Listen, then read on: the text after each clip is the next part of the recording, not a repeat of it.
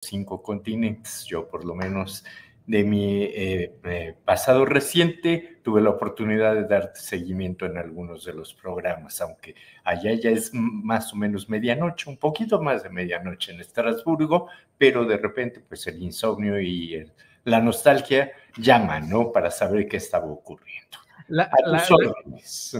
Muchas gracias, doctor. Sí, la comunidad europea que de repente sigue este noticiero padece de las mismas características, ¿no? De repente no agarra bien el sueño, pero sí las noticias. Pues primero, felicitarlo por la exposición del día de ayer en Palacio Nacional, pero nos quedamos como que con más ganas de información. Mucho de las personas se preguntaban acerca de estos mapas que se presentaron el día de ayer en Palacio Nacional, cómo es que se consiguieron, cuál es su procedencia y por qué presentarlos, porque como que se generó un segundo debate de, es que eso no es México, es en todo caso lo que era la Nueva España, ¿no? Entonces nos gustaría saber su opinión al respecto, doctor. Mira, desde el punto de vista de la cartografía, hay temas que son muy, muy importantes. En el caso de lo que llamamos desde Europa, el Nuevo Mundo, resulta de que los cosmógrafos y geógrafos de la época se ubicaban fundamentalmente no lejos de Estrasburgo, en un convento que se llama de Saint-Dié, en la Alsacia. Y allí a ellos les llegaron tanto las cartas de Cristóbal Colón como el diario de navegación de Américo Vespuccio, otro italiano que también hizo recorridos sobre el año 1500 aproximadamente. Mientras que Cristóbal Colón se aferraba a acreditarle a los reyes católicos y a la corte española que había llegado a las Indias occidentales, Américo Vespuccio, cuando hace una navegación entre lo que sería el Golfo de Darién, parte de la península de Yucatán, rodea Cuba pasando entre la Florida y la propia isla de Cuba, es cuando él escribe en el diario, esta es una tierra no conocida, terra ignota le pone allí. Y es debido a eso, a partir de ese momento en su diario, empieza a hacer los trazos y dibujos que posteriormente Alonso de la Cosa, que es un cartógrafo español, hace un mapa en el que la isla de Cuba es como el centro de un gran bloque de agua. Y allí comienza a gestarse para la navegación un punto de referencia que va a ser la isla de Cuba y el gran cuerpo de agua que se encuentra detrás de esa isla de Cuba. Es precisamente en Estrasburgo en donde se encontraba la central de las grandes casas impresoras, es Gutenberg, aunque comenzó a generar la imprenta en Maguncia, en su natal Germania, no encontró los socios ni la capacidad de poder, comercializar, digamos así, el invento de la imprenta. Y él se va hacia Estrasburgo y Estrasburgo se convierte prácticamente como ciudad libre que era en la primera central de impresores de la primera época de la imprenta en Europa.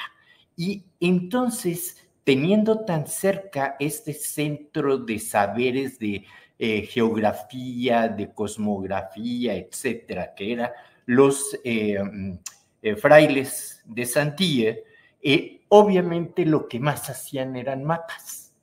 Y allí es en donde se hace un primer planisferio, en donde se marcan lo que nosotros conocemos como los paralelos meridianos, y empieza a aparecer este nuevo mundo que se empieza a desdibujar, una América del Sur muy, muy delgada como una gran isla, la isla de Cuba muy grande, la península de la Florida, la de Yucatán, y empieza a perfilarse un poco lo que serían las costas mexicanas.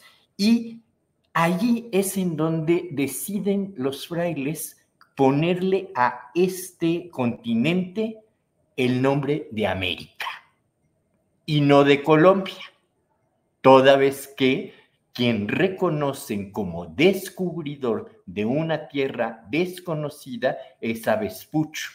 A Colón le respetaron la idea de que él había llegado a las Indias. Es por eso que tenemos el nombre de Vespuccio y no tanto el del descubridor de las grandes Antillas, pequeñas Antillas, parte del Golfo de Darién. Nunca llegó a ser lo que hoy conocemos como el Golfo de México.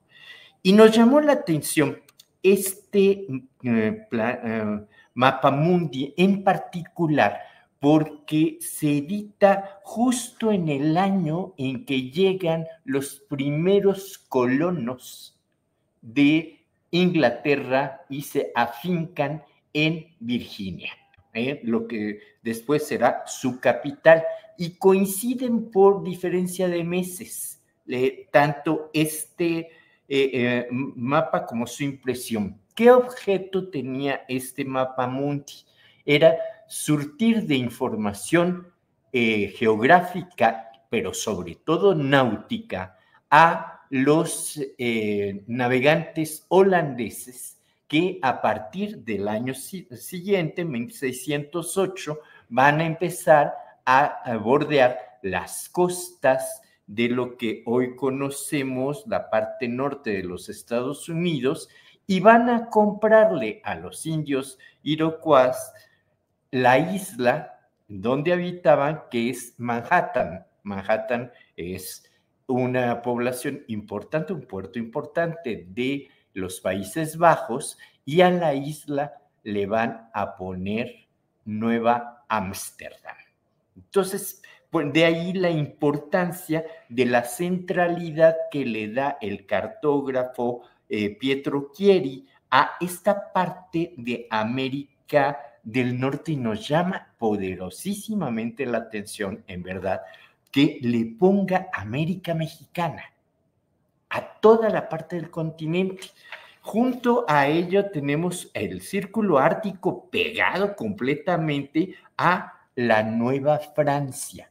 La Nueva Francia ya había sido descubierto por Jacques Cartier, es un marino francés que hace el descubrimiento del río San Lorenzo. Se adentra al río San Lorenzo y más o menos en 1709 Samuel de Champlain se va a instalar en lo que es Montreal y posteriormente se fundará Quebec. Entonces aparece por ahí la Nueva Francia indicada, aparece la América Mexicana en la parte norte, y luego lo que también nos llamó mucho la atención es que tiene perfectamente colocado el nombre de Golfo Mexicano a lo que conocemos hoy como el Golfo de México, y cuando tú ves el planisferio, ves la importancia que náuticamente constituyó entre Europa y el Nuevo Mundo este golfo que brindaba seguridad a los barcos, porque alta mar había sido difícil antes de llegar a las islas, y aquí tenía un recinto casi cerrado y es dividido por la isla de Cuba, lo cual garantizaba puertos seguros, como resultó ser el puerto de la Villa Rica de la Veracruz y posteriormente el mismo puerto de Veracruz. Y esta concepción que te estoy hablando de 1607 de considerar al territorio norte del continente América Mexicana va a quedar en el imaginario de los pueblos que habitaron esta región, y por ello en 1814 José María Morelos y Pavón no es sorprendente que haya decidido que la Constitución se hiciera a nombre de la libertad de la América mexicana. Él siempre convocó a través de todas sus cartas, a través de sentimientos de la nación, a través de la propia Constitución, a la independencia de los americanos. Una forma perfectamente entendible y clara de que no querían seguir siendo españoles, ni novohispanos, mucho menos novohispanos, ni criollos, ni nada que se le pareciera, sino americanos, porque ese era el nombre de todo el continente, y cuando Morelos convoca a la independencia a los americanos, está hablando de este grandísimo territorio en donde ya había afincado, pues, tenía poco tiempo, 1776, la independencia de las 13 colonias. Él está escribiendo Sentimientos de la Nación en 1813, decretando constitución en el 14, pues realmente era un país muy nuevo, mientras que América Mexicana tenía para los independentistas un valor identitario libertario. Y dentro de esa América Mexicana, que en efecto sí que estaba conformada por las misiones de California, por Nuevo México, la provincia de Nueva Vizcaya, etcétera, también estaba integrada la Capitanía de Guatemala, que integraba prácticamente hasta el Golfo de Darién, hasta Honduras, ¿no? Entonces era un gran territorio para liberar a los americanos y generar un país que se llamara América Mexicana. Doctor, uno de los argumentos que me ha tocado ver a manera de reacción de esta exposición que se hizo el día de ayer es que la concepción tal cual de México, o todo de lo que derivara México como mexicana o como país, pues realmente les resulta imposible de creer hasta que se da la independencia y se consolida en 1821.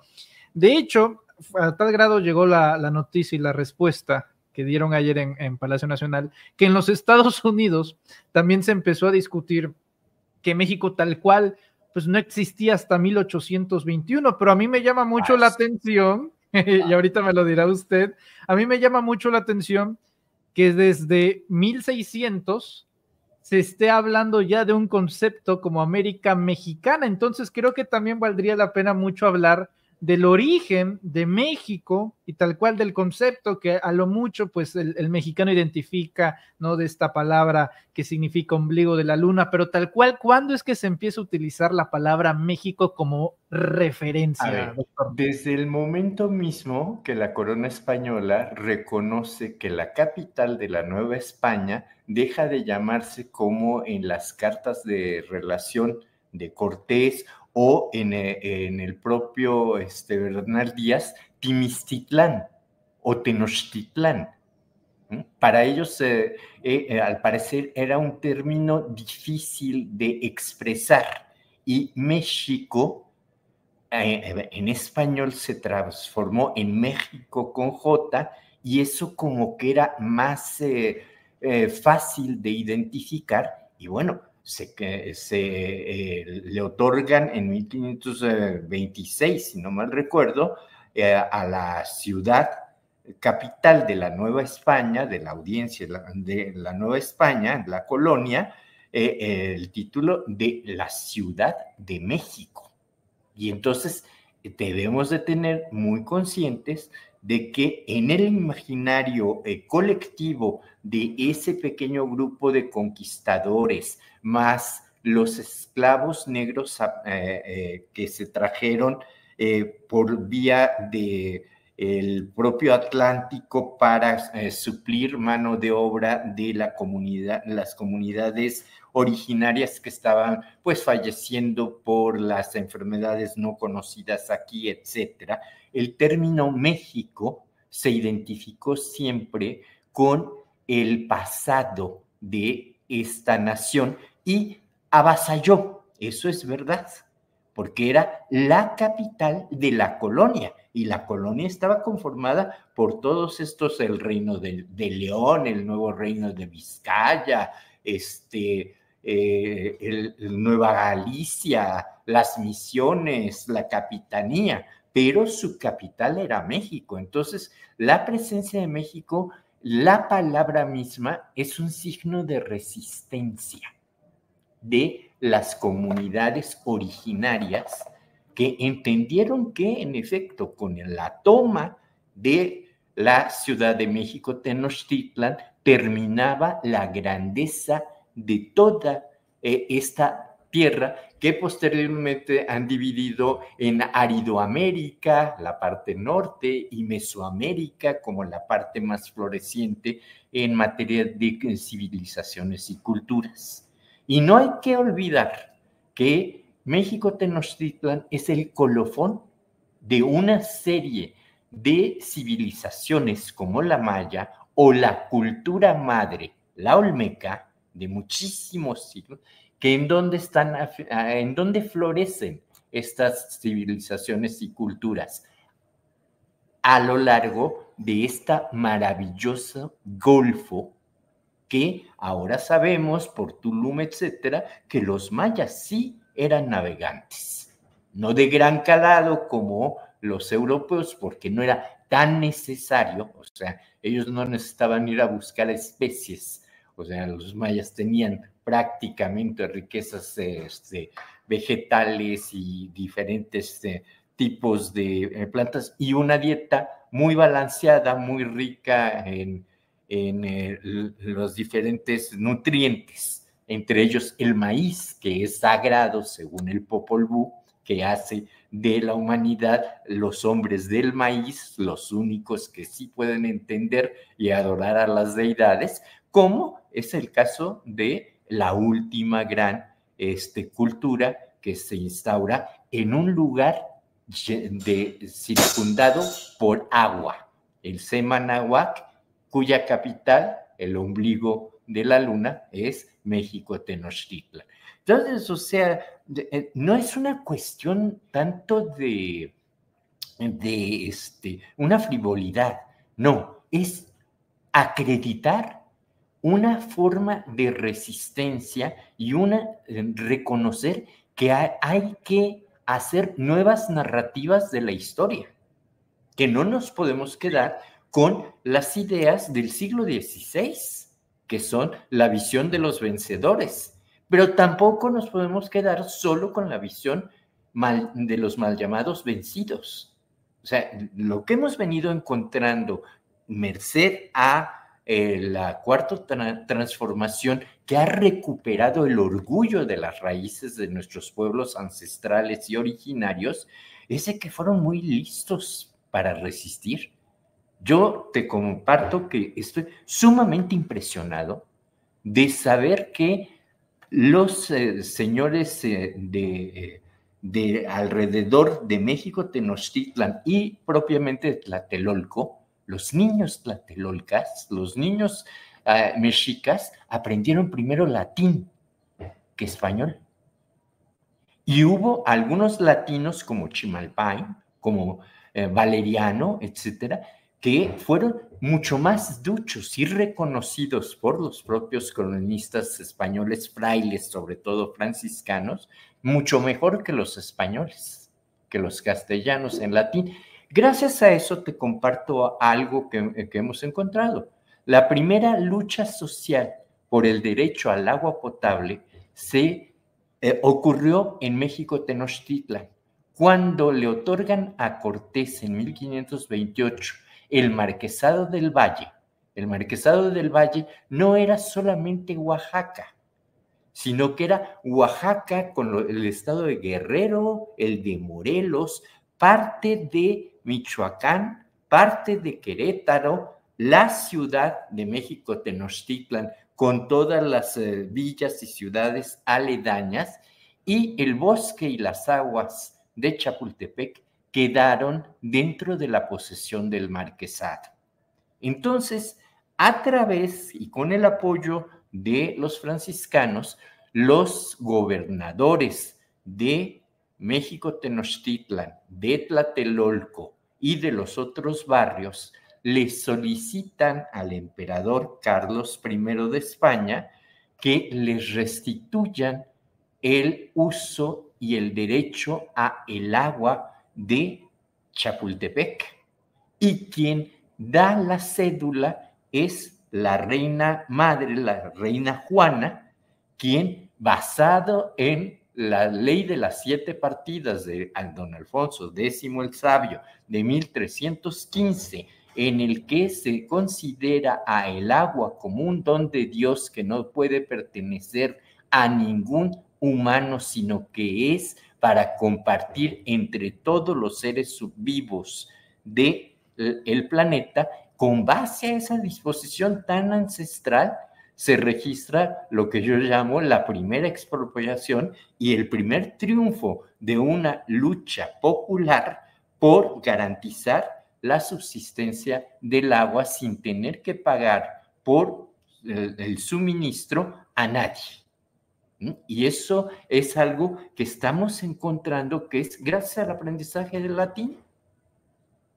Sí, sí, bueno, hace no mucho, uno de los primeros gobiernos, si no es que el primero, que luchó por la reivindicación del mal llamado Día de la Raza, fue el gobierno de la Ciudad de México, encabezado en ese entonces por la presidenta Sheinbaum, hoy presidenta Sheinbaum, a la resistencia de los pueblos originarios.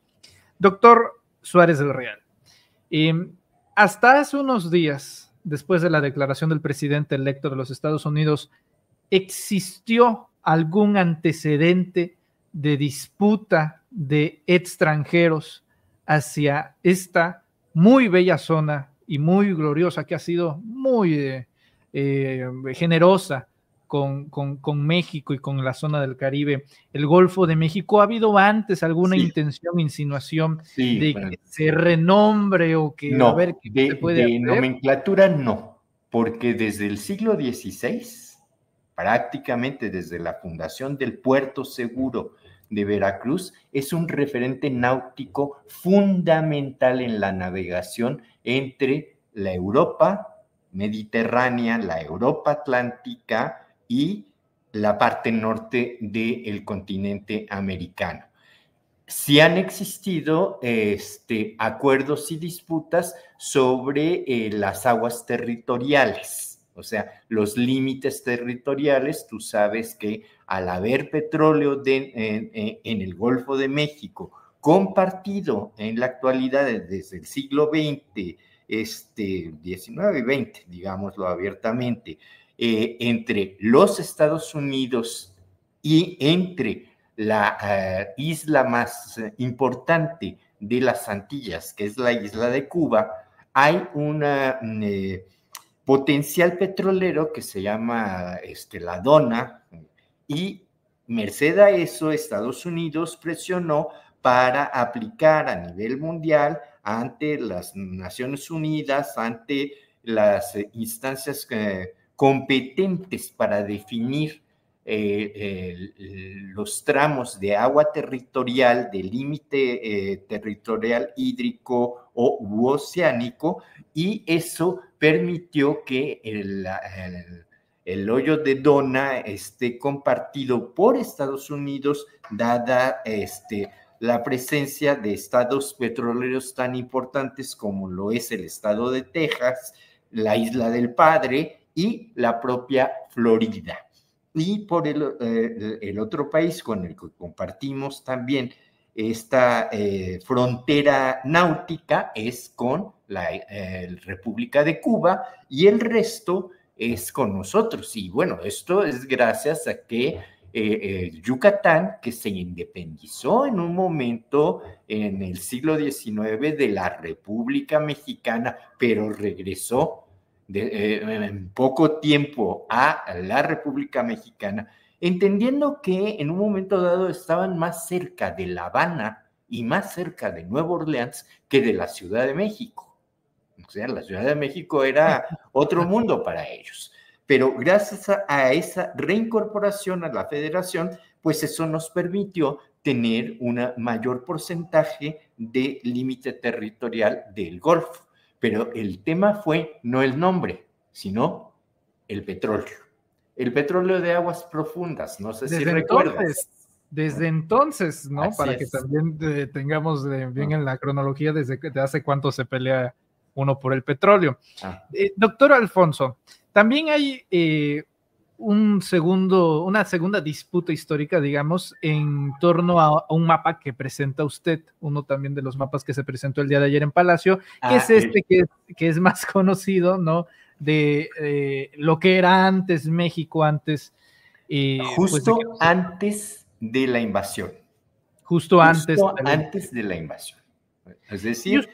Pero usted nombra con todas sus letras Antonio López de Santa Anna, y sin embargo hay una reacción del conservadurismo que se empeña en culpar a los líderes del liberalismo en ese entonces como Benito Juárez, y dice, no es cierto, fue Juárez incluso que también se dio terrenos, que masacró a pueblos originarios. Y honestamente hay como una disputa histórica que toda la vida se ha empeñado, incluso en los conservadores de ahora, de dejar mal parado a la figura de Benito Juárez, figura que al mismo tiempo pues es bastante respetada dentro de estos gobiernos de izquierda que hemos visto en México. Entonces, si se ataca a este referente histórico que se tiene dentro de modelo en la 4T, a lo mejor corren con alguna especie de suerte, pues también de mermar la credibilidad del propio gobierno.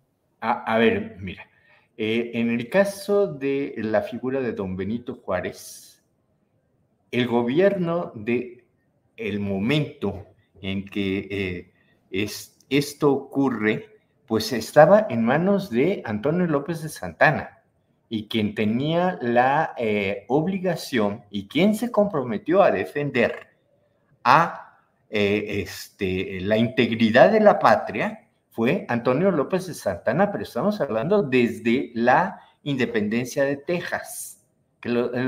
El tema de Texas en particular es una situación que nos tiene que generar la vía de cómo resolver los odios innecesarios de los tejanos en relación a México. O sea, ellos llegan allí porque Carlos IV, el papá de Fernando VII, le concede a un grupo de 300 familias sajonas que estaban residiendo en Nueva Orleans, una entidad difícil de operar, dada la profunda humedad. El río Mississippi es bastante bronco y caudaloso, el clima no es muy benévolo para lo que ellos estaban esperando, y entonces le da Carlos IV la oportunidad a que puedan colonizar estas 300 familias, y es la familia Austin, es el padre Moshe, y muere en el camino hacia esta parte norte en donde se les permite la colonización. El problema surge cuando Santa Anna decide establecer un gobierno centralista. Y bajo esa figura del gobierno centralista también se decide que, como la Constitución dice que la única religión es la católica, se tienen que convertir al catolicismo. Y allí empiezan a haber disputas. Y pierde Santa Anna la guerra en contra de los tejanos, tiene que reconocer de facto la independencia de los tejanos. La República de Texas se queda algunos años y posteriormente solicita su integración en 1836 en 1845 exactamente es cuando se convierten en el estado 32 de los Estados Unidos de América. Entonces allí ya tenemos una parte perdida del territorio. La otra es la Nueva Orleans, que también por alguno de esos azares extraños, Carlos IV, papá de Fernando VII, cede a Napoleón el que puedan colonizar. Napoleón era en aquel entonces, en 1803, era el primer cónsul, ni siquiera era emperador. Y este primer cónsul en 1803 le vende a los Estados Unidos 2.144.476 kilómetros cuadrados cedidos por España desde 1682 a Luis XIV. Una cesión un poco extraña. Y dada la adquisición de este terreno, más lo que estaba pasando en Texas, bueno, pues ellos pudieron como unión crecer con estados como Arkansas, Missouri, Iowa, Oklahoma, Kansas, Nebraska, Minnesota, la parte sur del río Mississippi, una parte de la Dakota del Norte, casi la totalidad de la Dakota del Sur, y Nuevo México, parte del norte de Texas, de Montana, de Wyoming y del Colorado. Es decir, parte de lo que conocemos como Arizona hoy. Quedó pendiente allí en una parte que se llama La Mesilla, que también va a ser objeto de una venta por el gobierno de Santa Ana. Don Benito Juárez en aquel entonces estaba en otras cosas. Don Benito Juárez no estaba, es más, don Benito Juárez se tuvo en un momento dado que exiliar por las persecuciones por parte de Santa Ana, siendo gobernador de Oaxaca, entre otras cosas.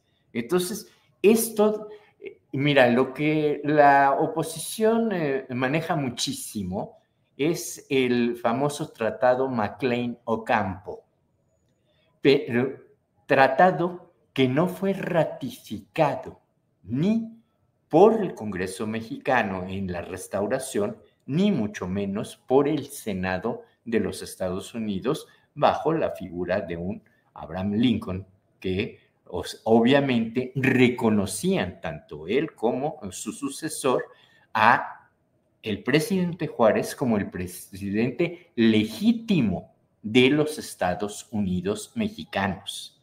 Y en esta figura y en esta conducción de la historia, el papel diplomático de Margarita Maza Parada a nombre de su marido y de la República Mexicana llega a ser tan importante que es recibida en Casablanca.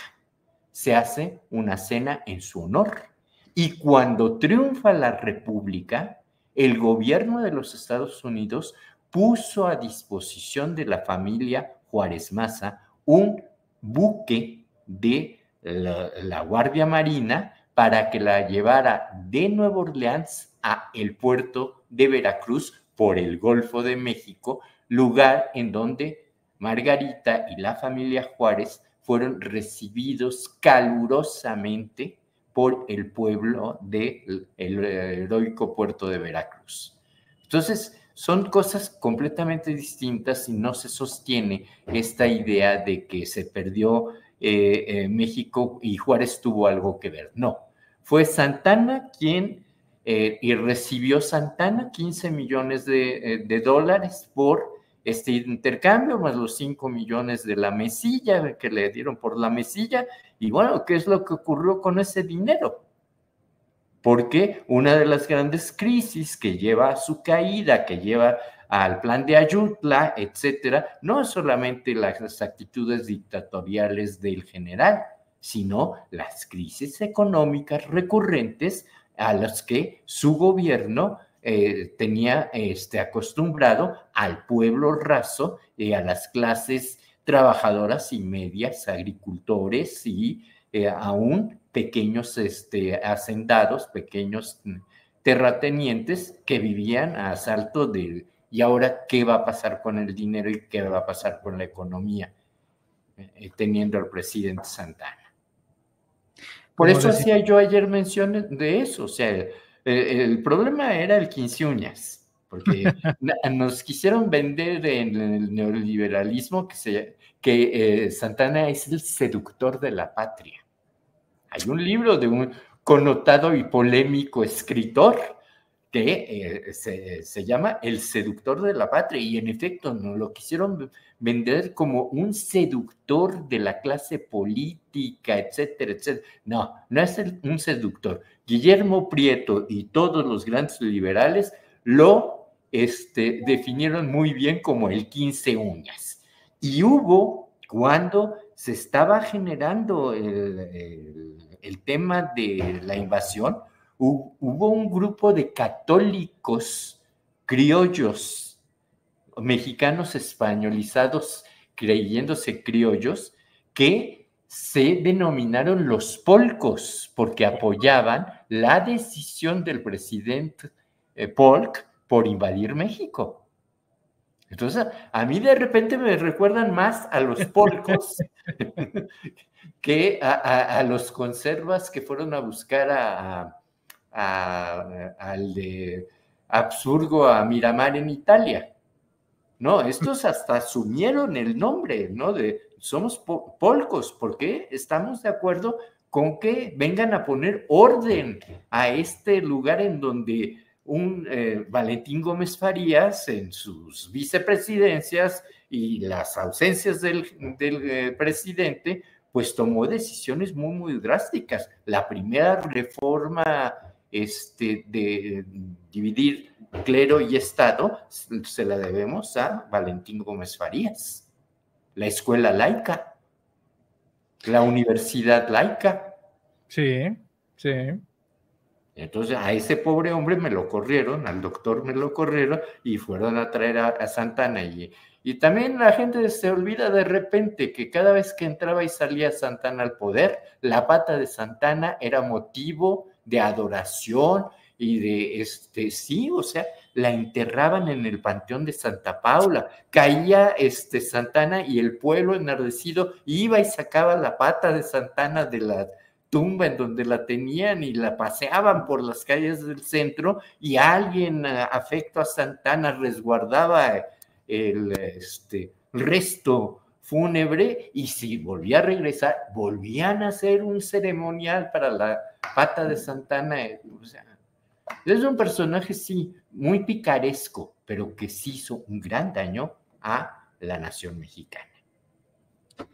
Le rescato solo un comentario de los cientos que está llegando en estos momentos al programa. Dice alguien, pues actualizándonos en agenda histórica, habría que llamar a algunos conservadores en la actualidad trompos. Exactamente, exactamente. Aquellos que están solicitando el que venga a rescatarnos de este desorden, etcétera, etcétera, pues sí, o sea, el equivalente de los polcos serían los trompos. Muy buena, ¿eh? Se la compramos. Doctor José Alfonso Suárez del Real, le agradezco mucho estos minutos para el auditorio de los Reporteros MX.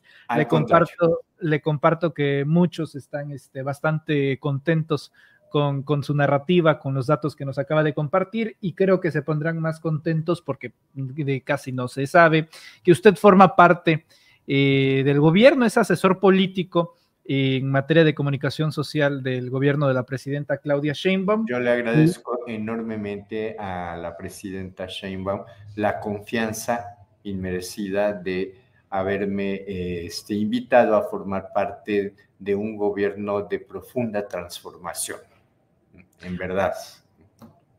Y ella es la que se llevó los 10 de la clase de 7:30 que dimos ayer. O sea, yo nada más di los datos históricos, pero ella le puso el toque que se necesitaba. Y comentarles que he visto muy, muy buenos comentarios en Europa, Estados Unidos y en otros países de la elegancia con la que y certeza con lo que la doctora Sheinbaum supo enfrentar ese tsunami verbal que el presidente electo tuvo el día de ayer, porque abrió todos los frentes habidos y por haber en ese momento, ¿no? Groenlandia, Panamá. Panamá, Canadá, el Golfo de México, en fin, ¿no? Pero como dice la presidenta, también yo comparto con ella la idea de que va a haber entendimiento y de que hay un trato distinto hacia ella que hacia otros políticos en este momento. Él tiene una forma de comunicar que tal vez, como ella expresa, podamos diferir, ¿no? Pero vámonos respetando y vamos a colaborar. Nosotros, yo personalmente quise colaborar trayendo de la historia el por qué se llama Golfo de México. Hoy se cumplen 100 días del gobierno de la presidenta. ¿Qué le ha parecido? Ha sido muy interesante. He visto y constatado el crecimiento de una mujer que, sin pretenderlo como ella lo está viendo ahora, desde que comenzó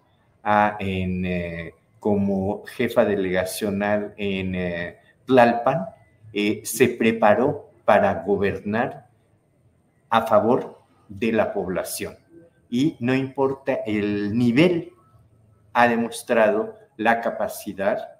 Yo tuve la oportunidad de acompañarla en un momento muy difícil de la historia de la humanidad, la parte del COVID, y allí pude constatar la capacidad, entereza y disciplina que expresa en el análisis de las situaciones y las tomas de decisión acertadas, muy bien pensadas, muy bien organizadas para poder darles el seguimiento puntual y llegar a las metas.